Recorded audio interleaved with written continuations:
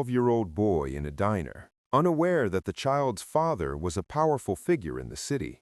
The sound of the slap rang out, sharp and echoing like a gunshot. Victor, only 12, staggered to the side from the force, his school backpack hitting the floor with a dull thud. Loose coins spilled in all directions, rolling away in every direction.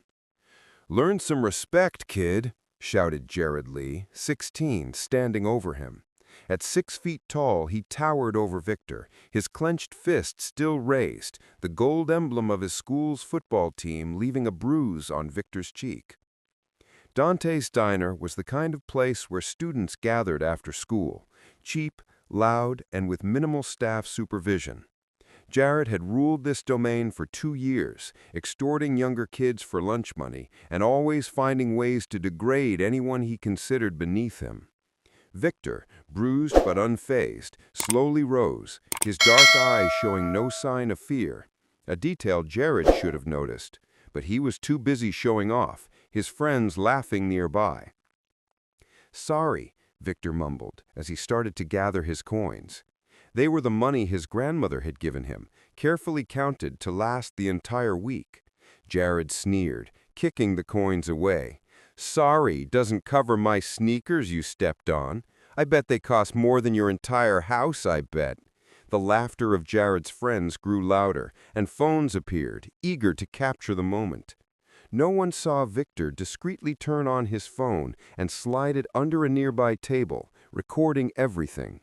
Behind the counter, Maria, a middle-aged woman, hesitated.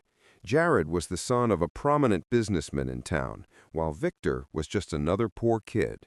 She lowered her gaze, pretending not to see. Jared, clearly enjoying the power he felt, continued, "My dad says people like you need to know their place." He pushed Victor against the wall, smirking. "Maybe a harder lesson will teach you respect." But Victor didn't cry or beg. Instead, he looked Jared in the eye with an unsettling calmness. "My dad also teaches me about respect and about consequences," Victor said, his voice steady and unwavering. Jared laughed. "Your father? What father? I bet you don't even have one, like most kids in your position." His taunting words died in the air when Victor responded quietly, "Vincenzo Torino. Maybe you've heard of him." The silence that followed was thick with tension. Even Jared, with all his teenage bravado, knew the name. Torino was whispered about in the town's bars. His family's influence felt everywhere, from businesses that thrived unchallenged to problems that vanished without a trace. But Jared, caught in his own arrogance, couldn't back down, especially with his friends filming everything. "Liar," Jared muttered, but his voice faltered. Victor smiled, a smile that didn't reach his eyes. "Dad always says family is sacred, and anyone who messes with family—" He trailed off, leaving the threat hanging in the air. As Jared processed those words, Victor calmly picked up his phone, checked that the recording was intact, and slipped it back into his pocket. His movements were precise, calculated, too mature for a 12-year-old who had just been humiliated. The diner, once filled with noise, fell eerily silent. Jared, his bravado slipping away, glanced around, finally realizing the gravity of his mistake. If he had known who Victor's father was, maybe he would have thought twice, but now it was too late. In the days that followed, Jared tried to escalate things, determined to break Victor.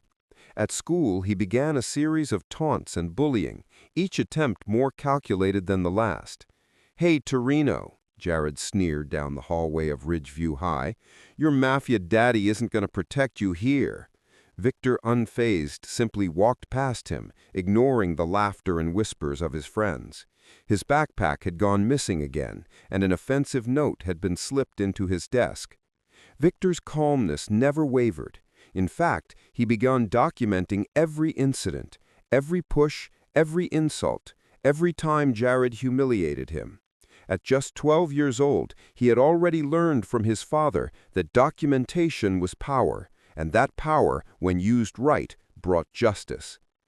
Jared's guessing boundaries, Victor muttered to his phone during lunch, sitting alone at a table. Dad always says little guys make a lot of noise before they get caught. On the other end of the line, his father's voice, calm and deep, responded, "Sometimes, son, you have to let people like that Now hang determined to break themselves with Victor, their own decided rope. to corner him Just for the watch final showdown. and learn." He and 4 of his friends found Victor near the bathrooms, away from the security cameras. "What's it going to be now, Torino?" Jared sneered, shoving Victor against the wall. "I'm tired of your mafia talk. My dad knows everyone in this town. If your family was really as dangerous as you say, I would have heard about it." Victor, calm as ever, stared him down.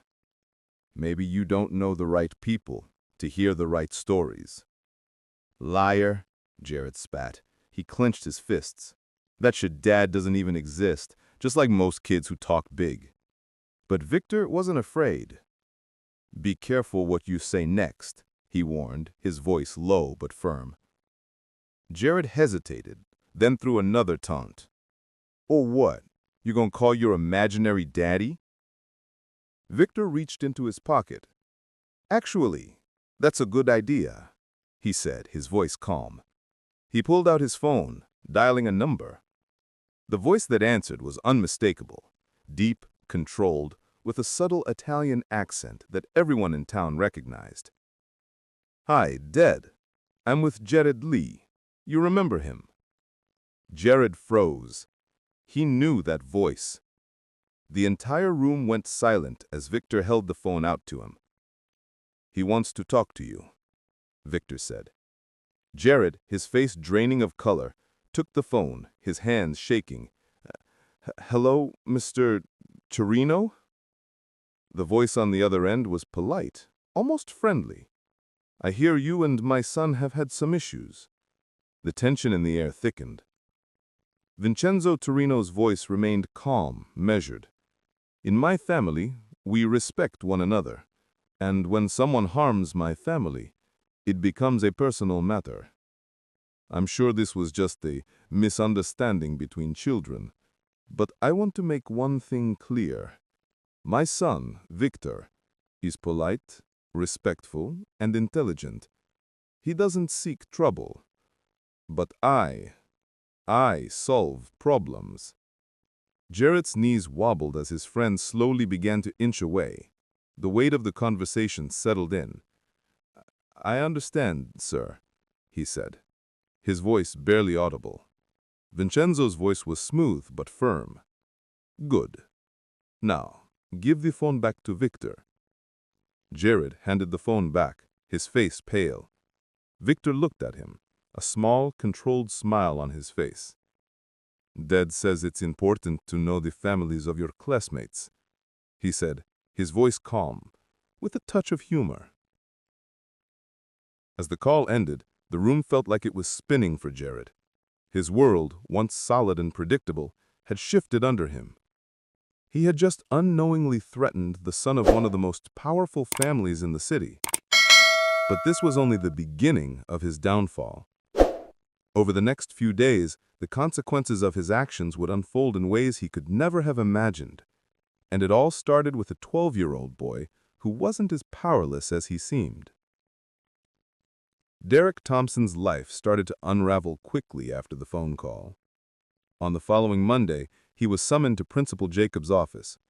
The fear in his stomach gnawed at him as he entered, expecting to face repercussions for his actions. The principal's voice was stern, but not unkind. "Your father called me, Jared," he said, flipping open a folder. "He told me there was some issues between you and Victor Torino. Care to explain?" Jared felt his mouth dry. What could he say? How could he explain that he had spent weeks bullying the son of one of the most powerful families in town? "It was just a stupid argument," Jared said, trying to sound convincing. "A mistake, but it wasn't anything serious." Principal Jacobs showed him a series of screenshots and videos. "This is systematic bullying, Jared. You're in serious trouble." Jared's stomach dropped as he saw the evidence. Messages between him and his friends mocking Victor, videos of him humiliating other students, and testimonies from witnesses who had seen his behavior firsthand. I'm going to need to suspend you for 3 days, Jared. And after that, you'll apologize to Victor in front of the whole school. It's the least you can do." But Jared wasn't done yet. He was determined to get revenge. He thought about what happened at Dante's diner and how Victor's father, Vincenzo Torino, had made his presence felt. But it wasn't just Vincenzo who had a hand in this. No one had realized just how meticulous Victor was. The next day, Jared's father received an unexpected phone call.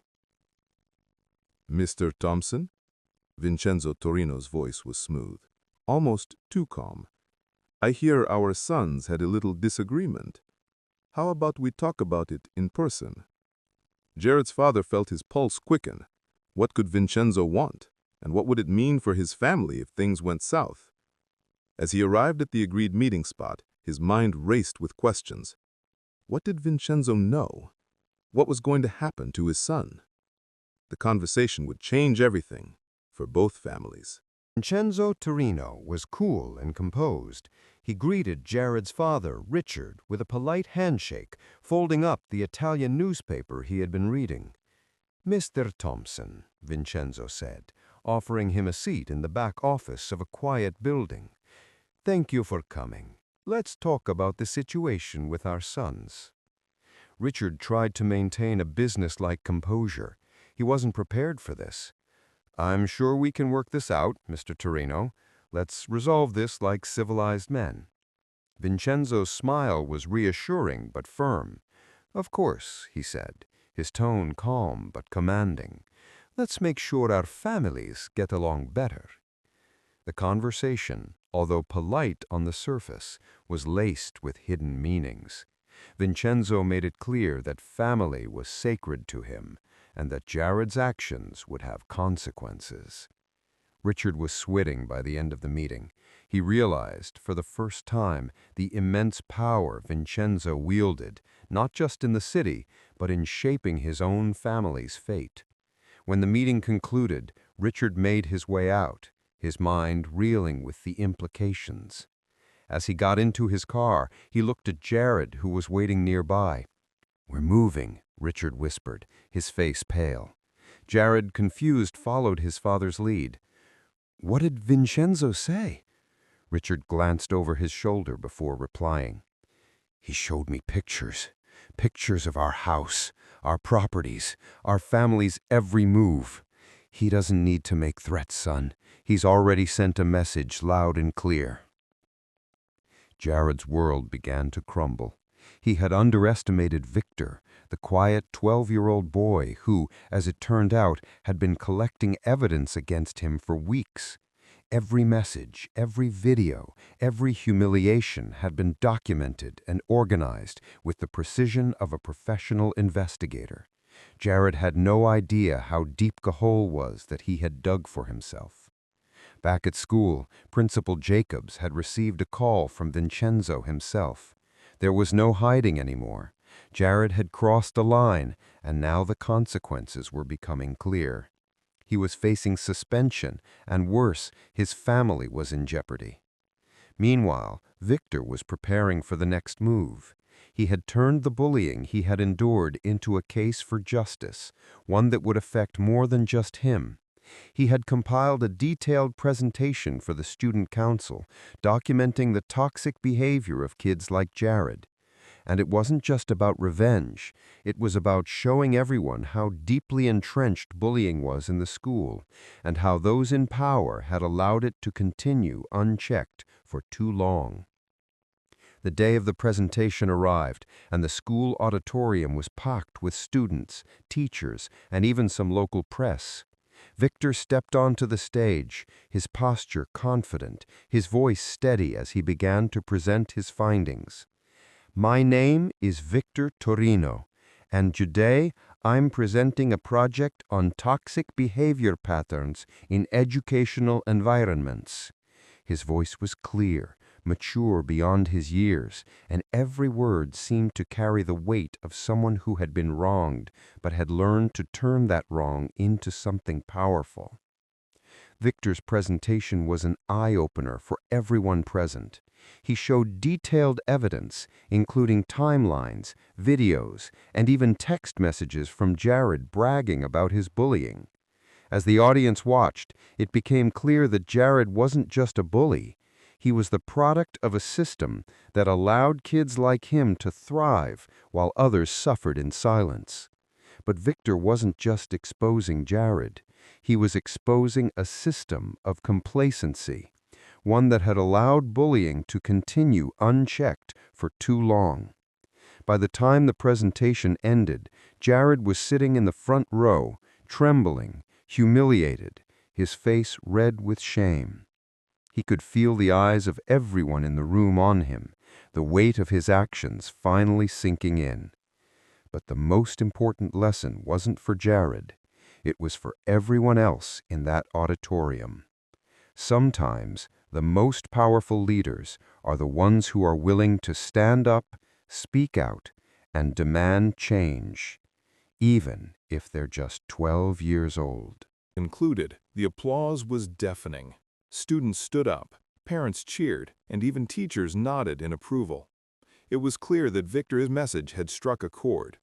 But for Jared, the humiliation had only just begun. After the presentation, he found himself facing the full force of the school's disciplinary system. His transfer was expedited, and he faced suspension, public apologies, and a permanent stain on his reputation. His family, once powerful and respected, now found themselves grappling with the fallout from their son's actions. Meanwhile, Victor's journey had only just begun. He had not only turned his personal experience into a campaign for justice, but he had begun to change the narrative at Lincoln High. The student council unanimously elected him as president, and his anti-bullying initiatives gained national attention. Universities began offering him scholarships, impressed by his leadership and his commitment to justice. Jared, on the other hand, saw his life fall apart. His name was now synonymous with bullying and humiliation, and no amount of wealth or privilege could erase that. In the months that followed, he watched as Victor's success soared while his own world crumbled. As the years went by, the message Victor had delivered that day continued to resonate. It was a reminder that sometimes the most powerful people in a room aren't those with the loudest voices or the most money. Sometimes the true leaders are those who refuse to be silenced, those who turn their pain into power and their suffering into a call for change. And Derek Thompson, once a bully who thought he could do whatever he wanted, would never forget the lesson he had learned at the hands of a 12-year-old boy. Months passed, and Lincoln High School transformed under Victor's leadership.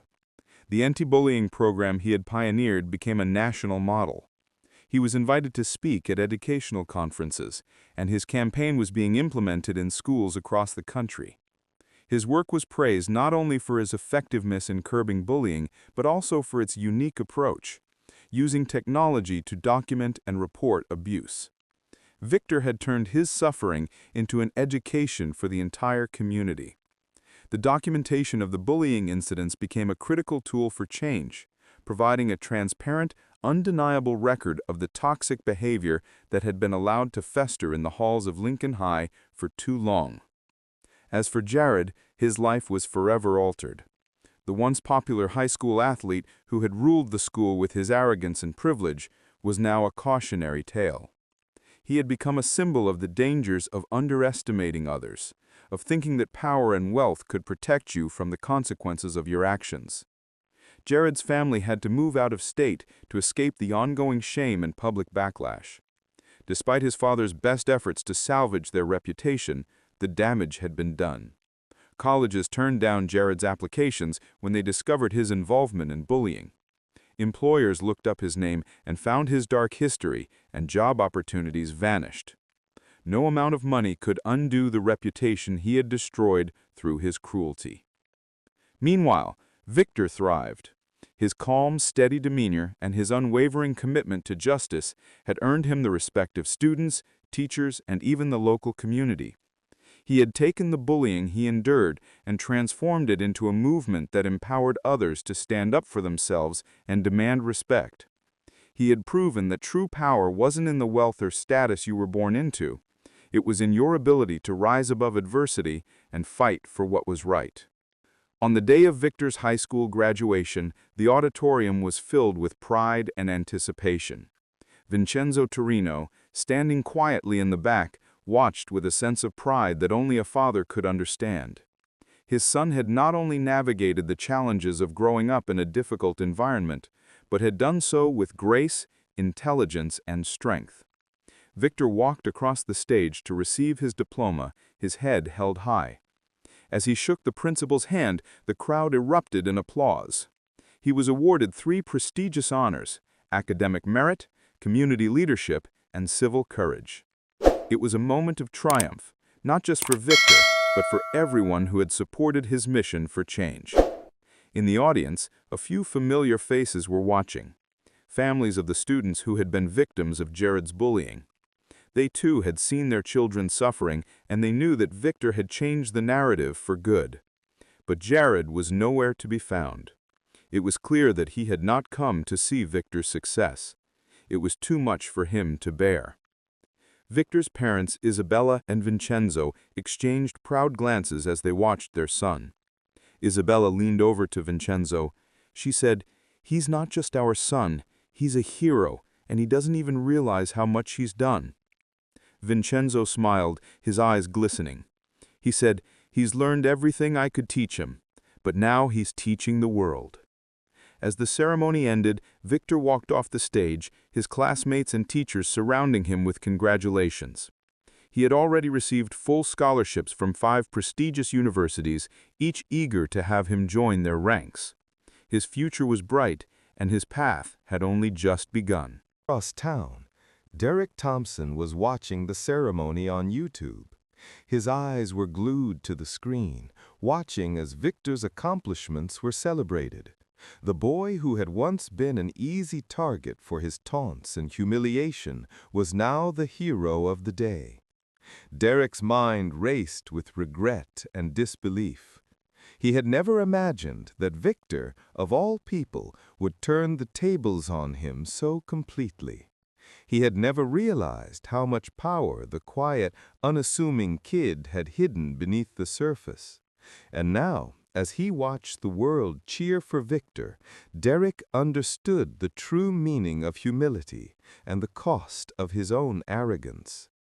But what bothered him most was the way Victor had used the very tools that had once made him a target: documentation, strategy, and calm determination to turn the situation around. Derek was the one with the power, or so he thought. But Victor had shown him that true strength wasn't about bullying others into submission. It was about standing up for what was right, no matter the odds. Derek wasn't just facing the consequences of his actions. He was facing the harsh truth that he had underestimated someone who was far more capable than he could ever imagine. As the video ended, Derek slumped back in his chair. He was no longer the bully.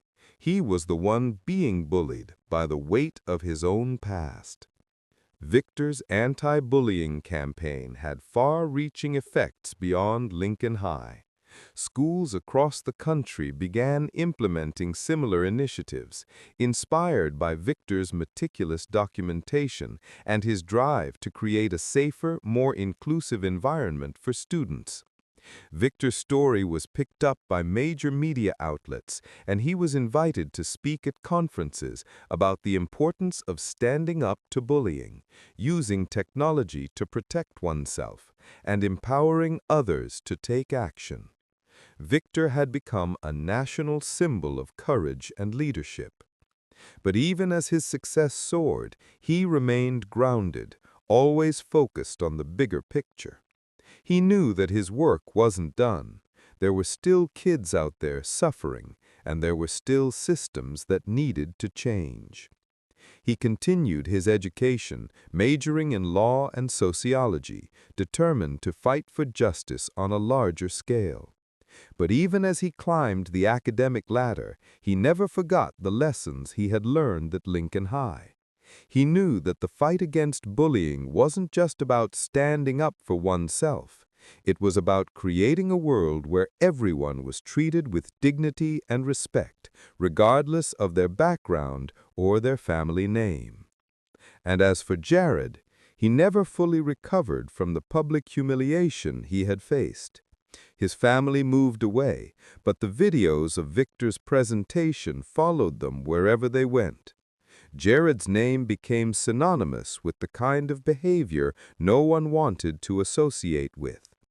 Opportunities that once seemed endless for him disappeared, replaced by a lifetime of regret and reflection. But even as Victor's journey continued to unfold, he knew that true power came from within.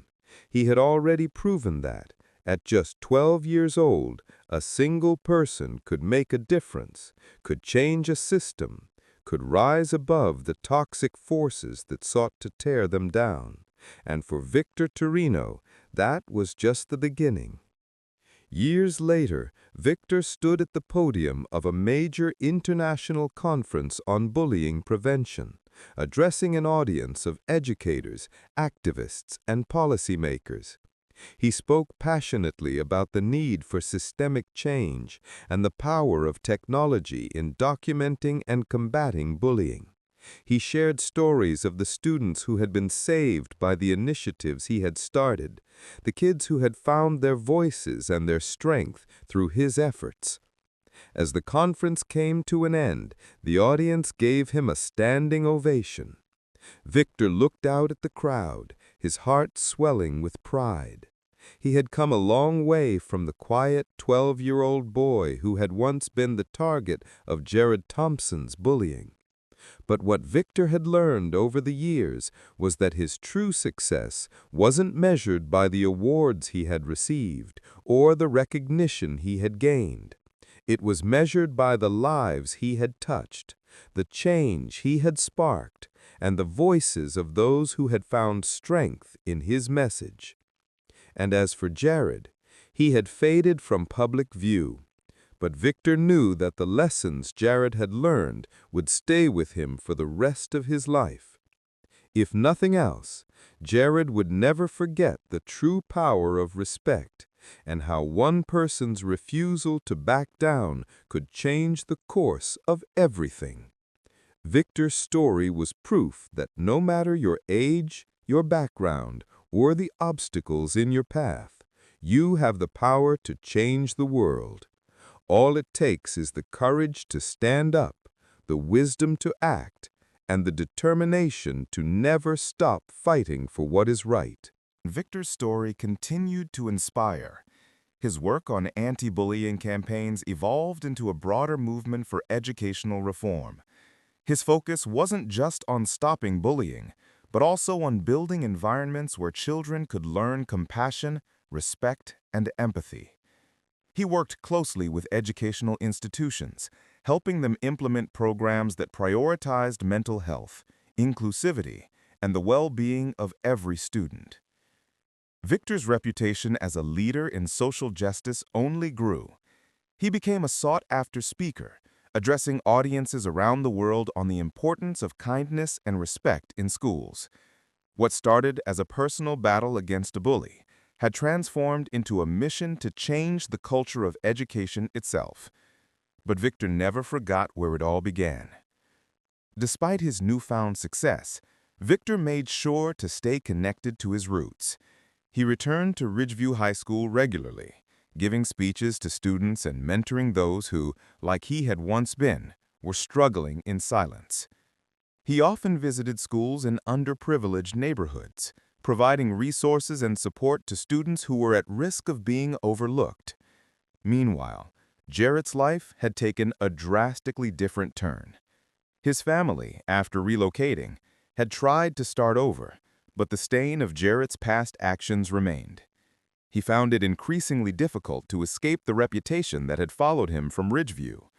Job prospects were scarce, and his college dreams faded when potential universities found his name tied to the videos of his past misdeeds. Jared, now an adult, often found himself reflecting on what had happened to him and his family.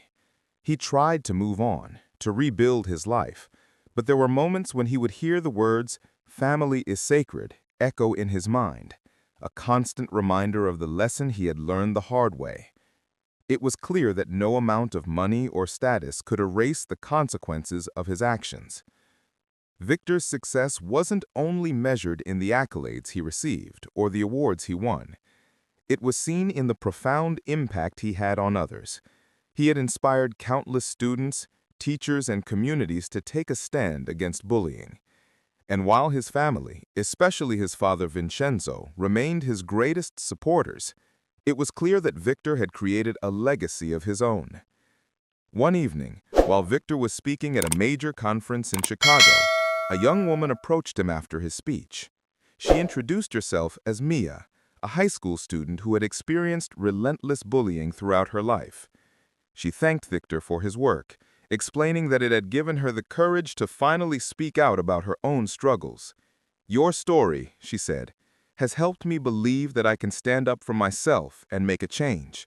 I've been through so much, but now I know that I'm not alone." Victor was deeply moved by her words.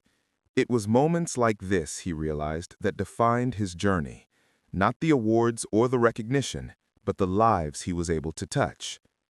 He had gone from a victim to a leader, someone who had turned his personal pain into a weapon for good.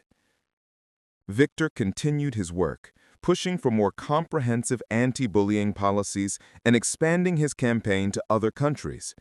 As his platform grew, so did his influence. He wasn't just an advocate anymore. He had become a symbol of resilience, a beacon of hope for anyone who had ever been pushed down by the cruelty of others.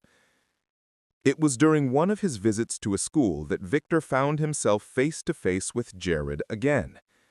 After years of no contact, they had both ended up at the same high school, this time not as adversaries, but as two adults with a shared history. Jared had moved back to town after his struggles with his own personal life had caused him to reconsider his approach to the world. Victor didn't hesitate to speak to him when he saw him standing at the back of the school assembly, his eyes downcast. The years had not been kind to Jared. His face was tired, his posture slumped. When Jared saw Victor approaching, he stiffened, unsure of how to react. But Victor, always one for grace, smiled and extended his hand. "It's been a long time, Jared." Jared hesitated for a moment, then took the hand, his grip weak. "I didn't think you'd ever speak to me again." Victor nodded. "You don't get to choose how others treat you, but you do get to decide how you treat them." Jared looked down, ashamed. "I've learned that the hard way. I was wrong, Victor. I didn't know what I was doing. I was too blinded by my own privilege." Victor remained calm. "We all make mistakes, Jared. The key is what we do after. It's not too late to change." Jared's eyes filled with emotion. "He wanted to make things right," he said quietly. "Not just for you, but for everyone I hurt. I don't expect forgiveness, but I want to try." Victor gave a slight nod, the weight of their shared history pressing down on them. "That's all you can do. Try. And remember that respect is earned, not given. It takes time." For the first time, Jared seemed to understand. Victor's words were not just a lesson in morality. They were a reminder of the long, difficult road that lay ahead for anyone seeking redemption. Jared continued to work on himself. It wasn't an easy path, rebuilding relationships, apologizing for his past actions, and making amends where possible. The public wasn't as quick to forgive as he had hoped, but slowly, Jared began to see the effects of his efforts. He found a job, started volunteering, and began working with young people to help them understand the damage that bullying could cause. Although it was a long road, Jared was beginning to understand that true redemption came not from external validation, but from the internal work of changing one's character. He never forgot the lesson that Victor had taught him, a lesson that had cost him dearly, but ultimately transformed him into a better person. Victor, for his part, continued to lead his anti-bullying efforts with the same passion and determination. He had a team of dedicated advocates working with him, and together they built a community of support for those who had suffered from bullying. Victor knew that the fight was far from over, but with every person who found the courage to stand up, they were one step closer to creating a world where dignity, respect, and kindness were the standard. As for Vincenzo Torino, his pride in his son never wavered. Victor had not only risen to the challenge of overcoming adversity, but he had also forged a path for others to follow. His family's legacy, built on respect, justice, and strength, had found its true continuation in the heart of his son. Victor had not only transformed his own life, but had given others the tools to transform theirs. And in doing so, he had proven that one person, no matter how young, can change the world. As Victor's campaign grew, he was often invited to schools, conferences, and media outlets across the country. He began to work closely with policymakers to influence educational reforms, advocating for mandatory anti-bullying programs in schools and increased support for mental health resources. His focus shifted toward a more systemic approach, aiming not just to stop the bullying that affected students, but to change the culture that allowed it to thrive.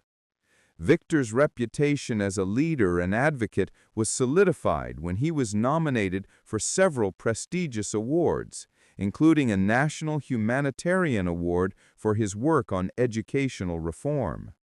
His story of triumph over adversity had inspired millions, but he remained grounded in his mission. He continued to return to schools, not as a celebrity, but as someone who was still learning, still striving to make a difference. At the same time, Jared had quietly disappeared from the public eye. While he never regained the social status he once had, he found solace in helping others who had suffered from bullying. He volunteered at youth centers and joined outreach programs designed to help troubled teenagers. Jared was no longer the same arrogant bully he had once been. Through his years of personal growth and self-reflection, he had found a new sense of purpose. Yet he knew that some things could never be undone, like the lasting pain he had caused others. Victor's success didn't just bring him recognition, it brought real, lasting change. Schools started implementing his anti-bullying program, and what began as a single presentation had grown into a nationwide movement. Victor wasn't just fighting to protect students from bullying, he was reshaping how schools approached violence and harassment, encouraging empathy, understanding, and open dialogue. With each year, his influence spread further. Victor didn't just talk about change, he embodied it in everything he did. He became a mentor to younger generations, a role model for those who, like he once had, struggled in silence. He spoke to students who felt overlooked, reminding them that their voices mattered. And for every student who came forward, Victor knew he was changing the world, one story at a time. Jared, meanwhile, watched from afar as Victor's success continued to climb. In private, he still regretted the cruelty he had shown all those years ago. He wished he could undo the damage, but he had learned that actions have consequences, and there were some mistakes that couldn't be erased. He would spend the rest of his life working toward redemption, knowing it wouldn't come quickly. But at least he was trying. Years after the incidents that had started everything, Victor found himself sitting in a local cafe, his laptop open in front of him as he prepared for his next speech. A young woman approached him, a familiar look of gratitude in her eyes. She introduced herself as Emily, a high school junior, and thanked Victor for everything he had done. "I was bullied for years," she said, her voice trembling. "I never knew how to stand up for myself, but seeing you, hearing your story, it gave me the strength to keep going. I don't know where I'd be without your work." Victor listened intently, nodding. "You don't have to thank me," he said gently. "You found your strength. It was always in you. I just helped you find it." Emily's eyes glistened with tears. "But you helped me believe I could change things. I've started an anti-bullying club at my school, and I'm going to make sure the next generation doesn't have to go through what I did." Victor smiled, pride swelling in his chest. This was the true reward of his work, seeing others take what he had started and carry it forward. It wasn't about him. It was about creating a ripple effect of kindness and strength that would continue long after he was gone. He was creating a legacy, not for his family's name, but for the greater good. Victor's work eventually led to a landmark piece of legislation which mandated anti-bullying programs in every school across the country. The bill passed unanimously, a testament to the power of his influence and the movement he had sparked. He was invited to the signing ceremony, where he sat alongside lawmakers, teachers, and activists, all of whom recognized the impact of his efforts. His father, Vincenzo, watched with quiet pride as Victor spoke to the press, explaining the significance of the bill. "This isn't just about punishing bullies," Victor said. "It's about changing the culture of our schools. It's about teaching young people to understand the consequences of their actions, to build empathy, and to respect each other. The next generation deserves better than what we've had." The crowd cheered, and Victor felt a deep sense of fulfillment. He had started with nothing more than the desire to stop a bully, and now he had become the force for change in an entire nation. As the years passed, Victor continued to expand his efforts globally. He spoke at international conferences, met with world leaders, and worked with global organizations to tackle bullying on a global scale. He had become a voice for the voiceless, a champion of children everywhere who faced the same struggles he once had. But despite his international recognition, Victor never lost sight of what mattered most: the individuals whose lives he had touched. He often took time to write letters to students he had helped, offering words of encouragement and support. For him, it was never about the accolades. It was about the impact on the ground, in the lives of those who had faced the pain he once experienced. In front of another audience, preparing to deliver yet another speech on bullying prevention, he couldn't help but think back to that day in Dante's diner, when his life had been forever changed by a single slap. Jared's cruelty had triggered a series of events that had reshaped Victor's life, and in turn, reshaped the lives of thousands of others. But now, as Victor looked out over the crowd, he realized that what had started as a personal mission had grown into a movement that was still gaining momentum, a movement that would continue to change the way people thought about power, respect, and the treatment of others. He wasn't just a victim anymore. He was a force for good, a catalyst for change, a voice for those who had been silenced. And the best part? He knew that even if no one ever remembered his name, the world would be a better place because of the seeds he had planted. Victor had learned that real leadership wasn't about being the loudest or the most powerful. It was about standing up for what was right, no matter the cost, and inspiring others to do the same.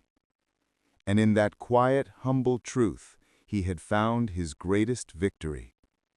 As the applause filled the room once again, Victor smiled to himself. He had won, and now it was time to keep fighting. For every child, for every student, for every person who needed a voice. Because, as his father had always said, family was sacred. And that family included everyone who stood up for what was right. In the years to come, Victor continued to build his legacy, expanding his work into new areas.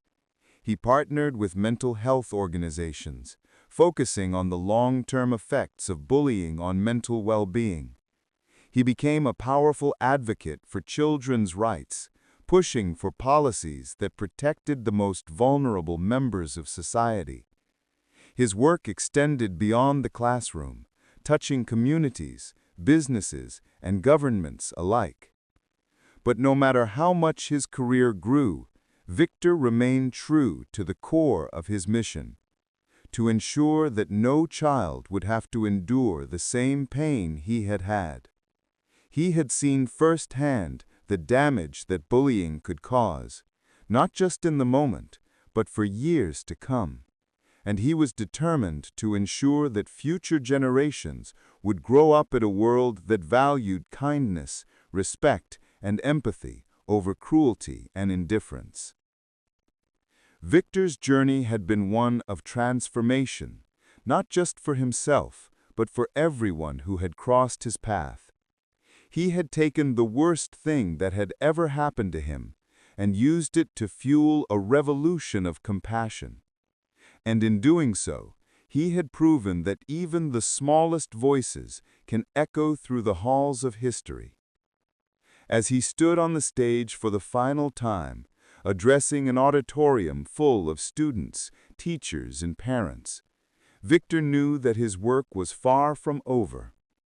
But he also knew that the path he had started walking all those years ago had already changed the world in ways he couldn't have imagined.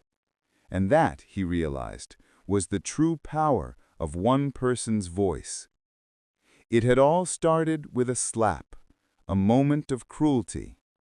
But it had ended with a lifetime of change, a lifetime of impact. And that was the real victory.